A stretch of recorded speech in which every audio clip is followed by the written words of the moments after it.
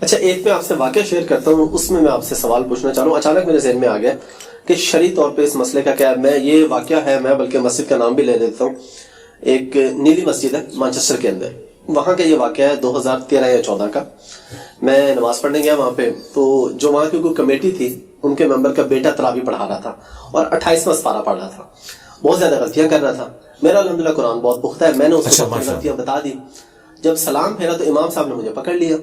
انہوں نے کہا غلطی صرف جو پیچھے سامنے ہے وہ بتائے گا، تم کون ہوتے ہو بتانے والے. استغفر اللہ. اب اس کے بعد، اور یہ میں آج ریکارڈ پہ یہ بات بتا رہا ہوں 2013-14 میں، جو کیونکہ وہ کمیٹی ممبر کا بیٹا تھا اور ان کے نزدیک یہ مسئلہ ہے کہ سامع کے علاوہ دوسرا بندہ غلطی نہیں بتا سکتا.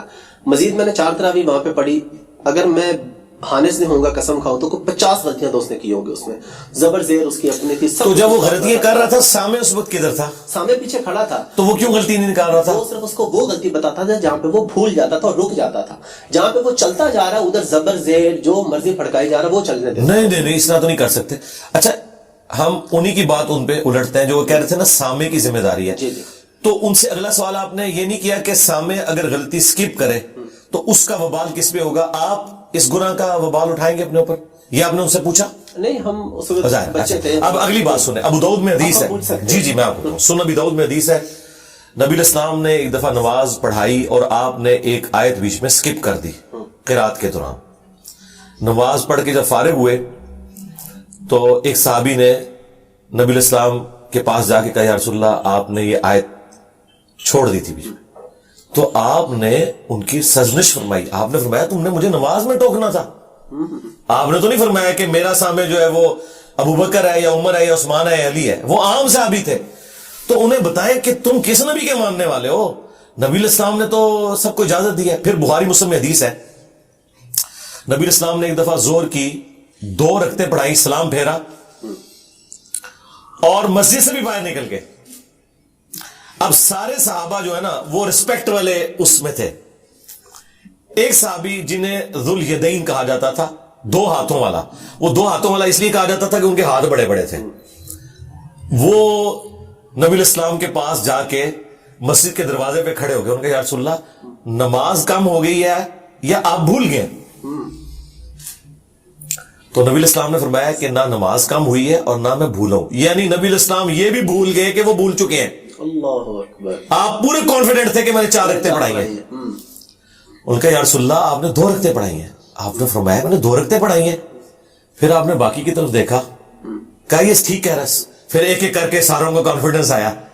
اچھا، نبی الاسلام اسی وقت واپس مڑے، 2 رکعتیں جو رہ گئی تھی وہ پوری کی، سجدہ صاف کیا. یہ لوگ کہتے ہیں کہ آپ اگر جگہ بھی بدل لیں، کسی سے بات کر لیں، تو یہ حدیث میں یہ لکھا ہوا ہے کہ ایسا ہوا. یہ دوبارہ سے نماز پڑھواتے ہیں. اچھا، پھر نبی الاسلام نے سلام پھیر کے خطبہ دیا. آپ نے فرمایا میں بھی ایک انسان ہوں، جس طرح باقی لوگ بھولتے ہیں میں بھی بھول جاتا ہوں. جب میں بھول جاؤں تو تم مجھے یاد کروا دیا کرو. اندازہ کریں یار، آپ کا امام وہ ہے جس کے اندر کوئی تکلف نہیں بات بتانے میں. بخاری میں حدیث ہے، نبی الاسلام ایک دفعہ مسجد میں فجر پڑھانے آئے. آپ فرمایا رک جاؤ. واپس گئے. صحابہ کہتے ہیں آپ اس حال میں آئے کہ آپ کی مبارک زلفوں سے پانی ٹپک رہا تھا. اہل حدیث نے یہ حدیث یہ بتانے کے لیے رکھی ہوئی ہے کہ حضور ننگے سر نماز پڑھ رہے تھے. اب میں غسل کر کے اگر پگڑی پہن کے ہوں تو یہ تو کتنی دیر تک یہ پانی نکلتا رہتا ہے، کیونکہ زلفیں رکھی ہوئی تھی نبی الاسلام نے، لمبے بال تھے، گیسو تھے. تو آپ نے آگے صحابہ کو خود فرمایا کہ میں جنبی تھا لیکن میں غسل کرنا بھول گیا. اور آپ مسجد میں بھی آ گئے. آپ واپس گئے اور آپ نے اس کا اظہار کیا. یہ دیکھیں نبی الاسلام یقین کریں ہمارے لیے رول ماڈل اس لیے ہے کہ آپ ایک کامن انسان تھے. جس طرح ایک کامن انسان ڈیل کرتا ہے تبھی آپ کے لیے رول ماڈل ہو سکتے ہیں. اگر آپ ایک عزت کا اور وہ والا رشتہ اس لیول کے اوپر لے جائیں کہ کوئی آپ سے بات کرتے ہوئے ریلیکٹنٹ ہو تو آپ کے لیے وہ کیسے وہ شخص رول ماڈل ہو سکتا ہے. صحابہ کرام تو بالکل آپ کے ساتھ کلیئر کٹ گفتگو کرتے تھے. ایک شرعی مسئلہ ہے جو بخاری شریف میں حدیث موجود ہے کہ اگر غلام اور جو کنیز جو ہوتی ہیں، جو لونڈیاں ہوتی تھی، ان کی آپس میں شادی ہو نا، ان میں سے اگر ایک بھی آزاد ہو جائے نا، اگر وہ کنیز آزاد ہو جاتی ہے تو وہ پھر آزاد عورت ہے. وہ چاہے تو اپنے مرد کے ساتھ رہے چاہے نہ رہے. یہ شرعی مسئلہ ہے. وہ عورت ہوگی آزاد اور مرد ابھی تک غلام تھا. اس نے کہا میں نے تمہارے ساتھ نہیں رہنا. बुखारी के अल्फाज हैं, वो मदीने की गलियों में रोता था अपनी बीवी के लिए, हाँ, कोई वो उसने कोई अफेयर नहीं चलाया हुआ था, और उसकी दाढ़ी आंसुओं से तर हो जाती थी।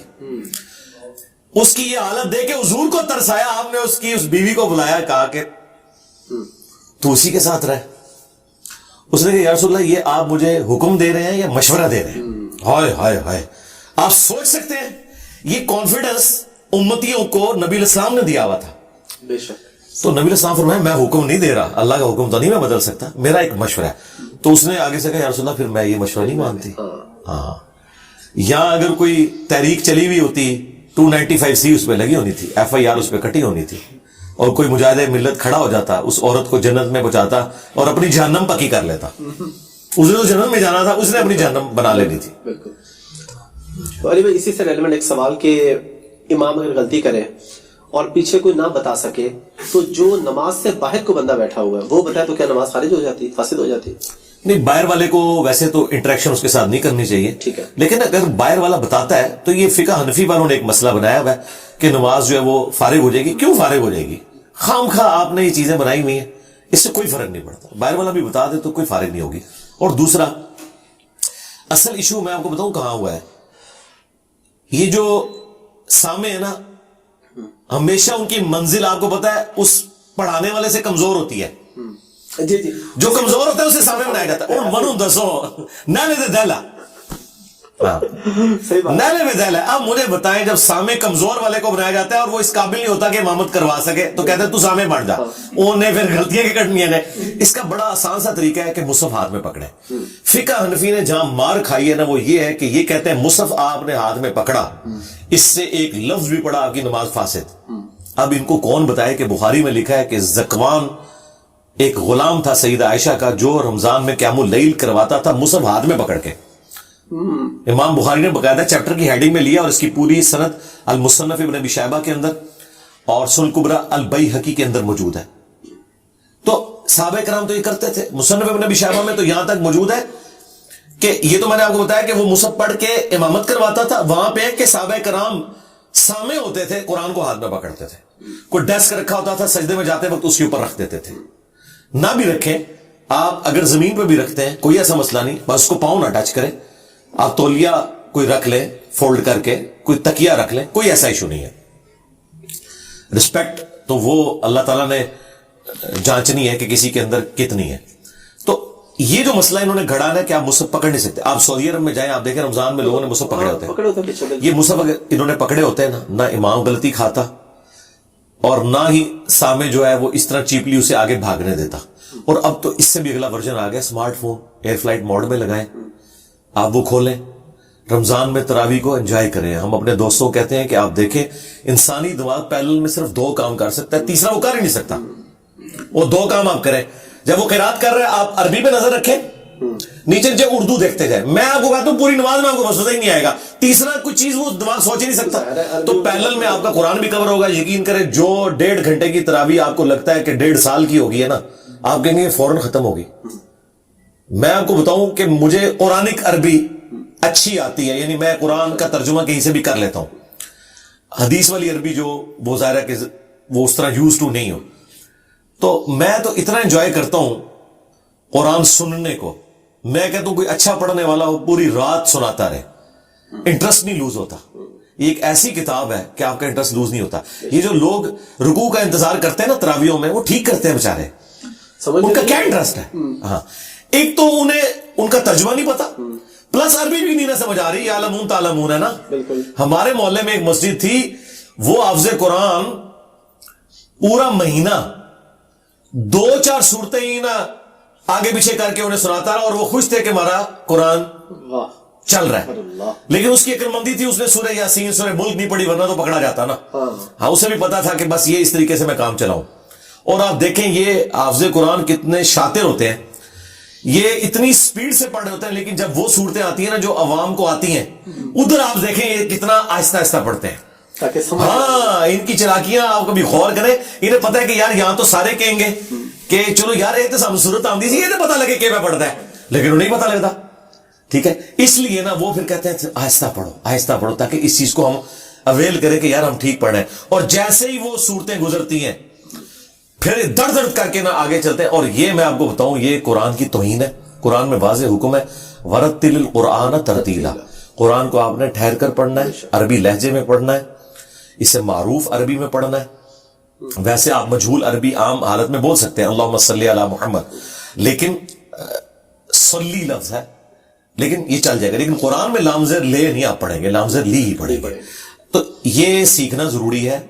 और अब माशाल्लाह ये सोशल मीडिया की बरकत से और अरब कारियों की वीडियोस देखने की बरकत से लोगों ने बड़ा इंप्रूव किया, और किरात का एक दौर है। आज से 20-25 साल पहले तो आपको कोई कारी मिलता था, अब तो माशाल्लाह पूरी तर्ज लगाते हैं लोग, और एक पूरा पैराडाइम शिफ्ट हो गया अल्लाह के फजल से। अल्हम्दुलिल्लाह।